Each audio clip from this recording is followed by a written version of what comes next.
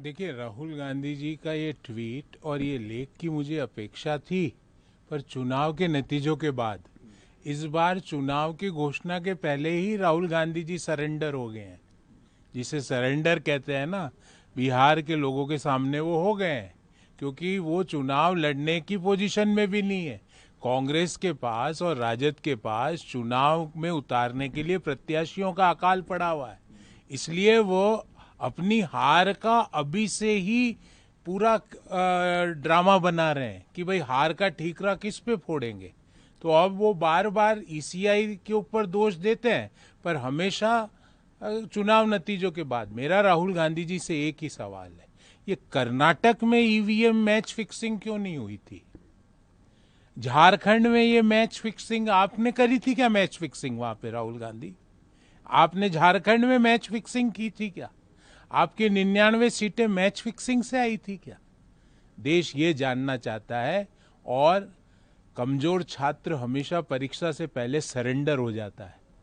ये राहुल गांधी ने एक बार पुनः साबित कर दिया कि ना तो उनके पास ऑर्गेनाइजेशन है, ना नीति है, ना उनके पास कोई एजेंडा है। वो बिहार चुनाव से पहले ही हार मान चुके हैं।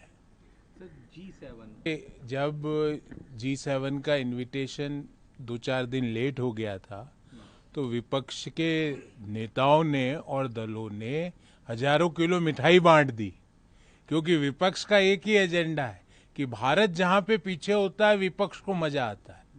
अब आ गया, अब उनका तो हजारों किलो मिठाई और हजारों ट्वीट जो उन्होंने सोशल मीडिया पे और दूसरे प्लेटफॉर्म पे जो मैसेजेस किए, उनका क्या होगा?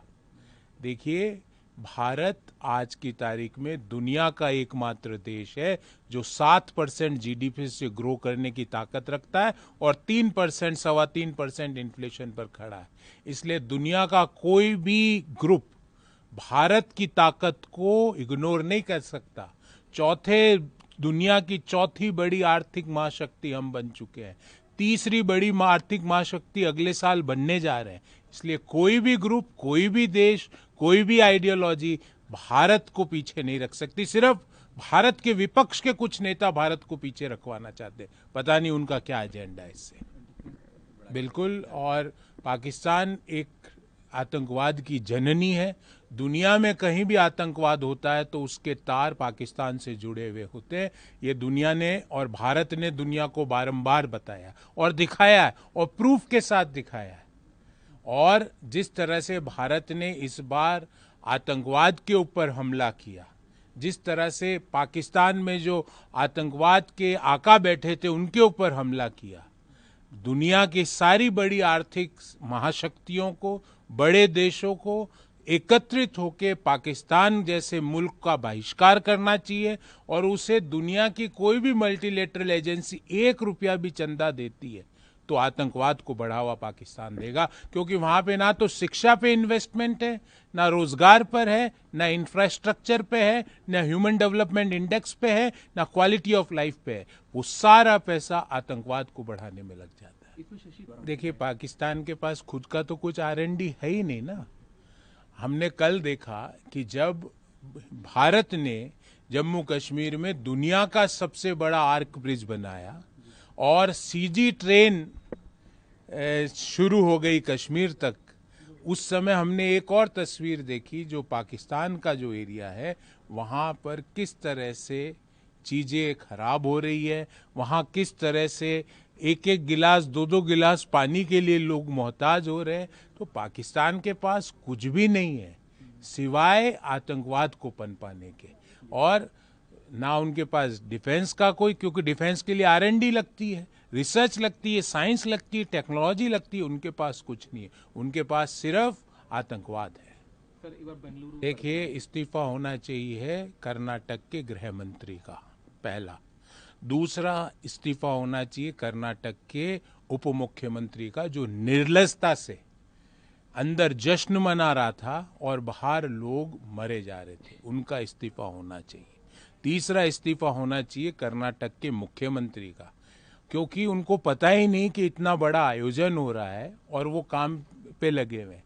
इन सारी चीज़ों पे इनका इस्तीफा होगा तो समझ में आएगा कि चीज़ें कर्नाटक की सरकार में कुछ थोड़ी बहुत भी सहानुभूति उन 11 परिवारों के प्रति है जिन्होंने अपनों को खोया है, जवान लोगों को खोया है।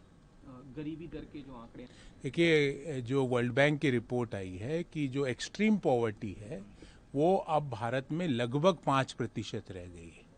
ये उन लोगों के मुंह पे एक तमाचा है जो मोदी सरकार की आर्थिक नीतियों की आलोचना करते थे। ये कैसे हुआ? ये हुआ मुद्रा लोन से। ये कैसे हुआ? ये हुआ हर घर जल से। ये कैसे हुआ? ये हुआ पीएम किसान निधि से। ये कैसे हुआ? ये हुआ यूपीआई से। ये कैसे हुआ? ये हुआ शिक्षा के प्रसार से। ये कैसे हुआ? ये हुआ आरक्षण के दायरे को बढ़ा के। ये कैसे हुआ? नए नए आईआईटी, आईआईएम और उच्च शिक्षा के कॉलेज खोल के। ये सारी चीजें जो आज आ रही है ये इसलिए हुआ क्योंकि घर घर गैस के चूल्हे पहुंचे, जन धन में लोगों के खाते खुले, फाइनेंशियल इंक्लूजन हुआ। उसका आज नतीजा यह हुआ कि पिछले 10-11 साल में जो एक्सट्रीम पॉवर्टी था, जो 27% के आसपास था, वो 5% पर आ गया। ये कोई किसी पार्टी की रिपोर्ट नहीं है, ये वर्ल्ड बैंक की रिपोर्ट है जिस पे मुझे लगता है सारे राजनीतिक दलों को एतबार करना चाहिए।